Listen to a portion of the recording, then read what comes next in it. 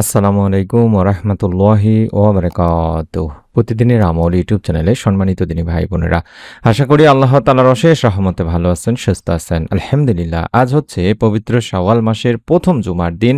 আসরের পরে যদি আপনারা কষ্ট করে একটি দোয়া পড়তে পারেন, অন্তত একবারও পড়তে পারেন, রব্বুল আলামিন আল্লাহ তাআলা চাহে তো এই আমলের ওসিলায় পবিত্র শাওয়াল মাসের পবিত্র জুমার দিনের আমলের ওসিলায় হলেও আপনি নেক সন্তান লাভের সুসংবাদ পেতে পারেন। তাই অনুরোধ করছি, আমলের নিয়তে ভিডিওটি সম্পূর্ণ দেখবেন। ইসলামে জুমাবার একটি মর্যাদাপূর্ণ দিন। এই প্রসঙ্গে রাসূল সাল্লাল্লাহু আলাইহি সাল্লাম বলেন, দিবস সমূহের মধ্যে জুমার দিন শ্রেষ্ঠ এবং তা আল্লাহর কাছে অধিক সম্মানিত। এটি ইবনে মাজাতে বলা হয়েছে। হাদিসে আরও বর্ণিত হয়েছে, সূর্য উদিত হওয়ার দিনগুলোর মধ্যে জুমার দিন সর্বোত্তম। এই দিনে আদম আলাইহিস সালামকে সৃষ্টি করা হয়েছে, এই দিনই তাকে জান্নাতে প্রবেশ করানো হয়েছে এবং এই দিনই তাকে জান্নাত থেকে বের করে দেওয়া হয়েছে। এটিও সহিহ মুসলিম শরীফের সহিহ হাদিস। আর হাদিস অনুযায়ী পবিত্র জুমার দিনের আসর সময়টি খুবই গুরুত্বপূর্ণ, কারণ এই সময় মুমিনদের জন্য বিশেষ কিছু আমলের কথা বলা আছে হাদিসে। আমলগুলোর মধ্যে রয়েছে দোয়া, জিকির, ইস্তেগফার ইত্যাদি। এছাড়াও আরেকটা আমলের কথা বলা হয়েছে, সেটি হলো বিশেষ নিয়মে দরুদ পাঠ করার কথা। অর্থাৎ পবিত্র জুমার দিনে বেশি বেশি দরুদ পাঠ পূর্বক আমরা যদি দোয়া করি, সেই দোয়া আল্লাহ তাআলা ফেরত দেবেন না। জুমাবারে একটি সময় দোয়া কবুলের কথা বলা আছে হাদিসে। আবু হুরায়রা রাদিয়াল্লাহু তাআলা আনহু বলেন, রাসূল সাল্লাল্লাহু আলাইহি সাল্লাম বলেছেন, জুমার দিনের এমন একটি সময় আছে, সেই সময়টায় যদি কোনো মুসলিম নামাজ আদায়রত অবস্থায় থাকে এবং আল্লাহর কাছে কিছু চায়, আল্লাহ অবশ্যই তার সে চাহিদা বা দোয়া কবুল করবেন। এবং এরপর রাসূল সাল্লাল্লাহু আলাইহি সাল্লাম হাত দিয়ে ইশারা করে সময়টির সংক্ষিপ্ততার ইঙ্গিত দেন। এটি বুখারী শরীফের একটি হাদিস। তাছাড়া জাবের ইবনে আব্দুল্লাহ রাদিয়াল্লাহু তাআলা আনহু থেকেও বর্ণিত আছে, হাদিসে আল্লাহ রাসূল সাল্লাল্লাহু আলাইহি সাল্লাম বলেন, জুমার দিনের 12 ঘন্টার মধ্যে এমন একটি মুহূর্ত রয়েছে, যদি কোনো মুসলিম এই সময় আল্লাহ তাআলার কাছে কিছু প্রার্থনা করে, তাহলে মহান সর্বশক্তিমান আল্লাহ রব্বুল আলামিন তাকে তা দান করেন।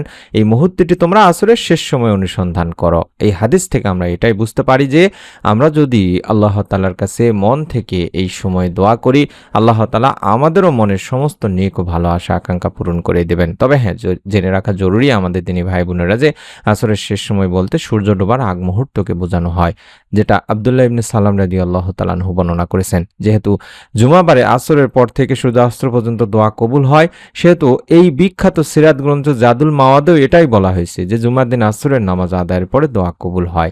তাই আমরা এই সময়টিকেই কাজে লাগাবো এবং এই সময়ে আল্লাহ তাআলার কাছে মনের নেক আশা পূরণের জন্য দোয়া করব, নেক সন্তানের জন্য দোয়া করব।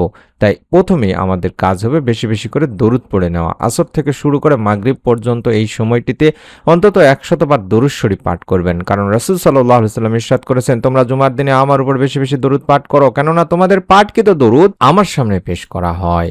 তাই আমরা দরুদ পাঠ করে মনের নেক আশা পূরণের জন্য শুধুমাত্র ইয়া জাল জালালি ওয়াল ইকরাম ইয়া হাইয়্যু ইয়া কাইয়্যুম, এটা অন্তত একবার পাঠ করব।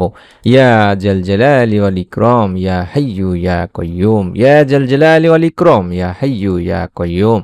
এটা পড়ে আল্লাহ তাআলার কাছে যদি আপনি আপনার মনের সমস্ত ভালো আশা আকাঙ্ক্ষাগুলো তুলে ধরেন, চাওয়া পাওয়াগুলো তুলে ধরেন, আল্লাহকে ডাকেন, তবে আল্লাহ তাআলা আপনার ডাকে সাড়া দিয়ে আপনার চাওয়া পাওয়া পূরণ করবেন। কারণ এই নাম হচ্ছে ইসমে আজমের নাম। ইসমে আজম পড়ে আল্লাহ তাআলার কাছে তারপরে আপনি বলবেন, রব্বি হাবলি মিনাস সলিহিন, রব্বি হাবলি মিনাস সলিহিন, রব্বি হাবলি মিনাস সলিহিন। অর্থাৎ আল্লাহ তাআলার পবিত্র গুণবাচক নাম ইসমে আজম ইয়া জাল জালালি ওয়াল ইকরাম ইয়া হাইয়্যু ইয়া কাইয়্যুম, এটা কয়েকবার পড়ে নিয়ে যদি আপনি আল্লাহ তাআলাকে বলেন যে রব্বি হাবলি মিনাস সলিহিন, হে আমার প্রভু আমাকে 100 সৎ সন্তান দান করো, তবে আল্লাহ তাআলা আপনার চাওয়া ইনশাআল্লাহ পূরণ করবেন, আপনার চাওয়া পাওয়া পূরণ করে দেবেন।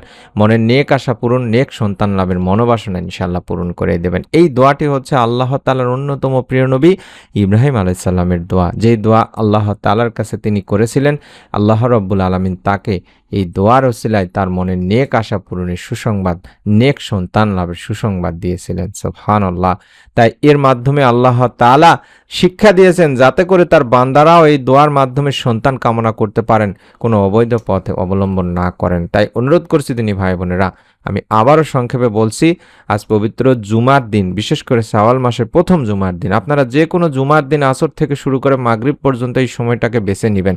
বিশেষ করে মা ও বোনেরা বেশি বেশি দরুদ পড়বেন। প্রথমে যে কোনো দরুদ পড়তে পারেন, চাইলে দরুদ ইব্রাহিম পড়তে পারেন অথবা অন্য যে কোনো দরুদ পড়তে পারেন। তারপরে ইসমে আজম অর্থাৎ আল্লাহ তাআলার গুণবাচক নামে কয়েকবার পাঠ করে নেবেন, তাহলে আপনার দোয়া কবুল হওয়ার সম্ভাবনা বেশি থাকবে। ইয়া জাল জালালি ওয়াল ইকরাম ইয়া হাইয়্যু ইয়া কাইয়্যুম অন্তত 3 বার পাঠ করবেন বা একবার পাঠ করবেন। তারপরে বলবেন রব্বি হাবলি মিনাস সলিহিন, যত বেশি পড়তে পারেন, কম করে হলেও একবার পাঠ করবেন রব্বি হাবলি মিনাস সলিহিন। তারপরে দুখানা হাত তুলে আল্লাহ তাআলার কাছে আপনি আপনার মতো করে সন্তান কামনা করবেন। তবে মনে রাখবেন, কোনো মানুষের কাছে সন্তান কামনা করতে যাবেন না। সন্তান লাভের জন্য কোনো অবৈধ বা অন্য ইসলামিক উপায় অবলম্বন করতে যাবেন না। যারা নিঃসন্তান আছেন তাদের উচিত হবে আল্লাহর উপর ভরসা করে উল্লেখিত দোয়ার আমলগুলো করা।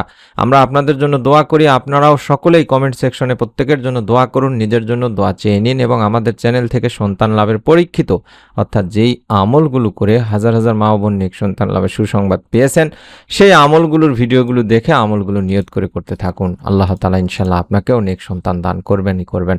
মনের মধ্যে বিশ্বাস নিয়ে নিয়ত করে আমল করুন। ভিডিওটি আপনার নিকট আত্মীয়স্বজনদের কাছে শেয়ার করুন, আপনার ওসিলায় যাতে তারাও ভিডিওটির আমল করতে পারেন। এবং অবশ্যই সন্তান লাভের নতুন আমলের ভিডিও মোবাইলে দেখতে পাওয়ার জন্য অবশ্যই চ্যানেলটি সাবস্ক্রাইব করে বেল বাটনটি অন করে রাখুন। সকলে ভালো থাকুন, সুস্থ থাকুন। আসসালামু আলাইকুম ওয়া রাহমাতুল্লাহি ওয়া বারাকাতুহু।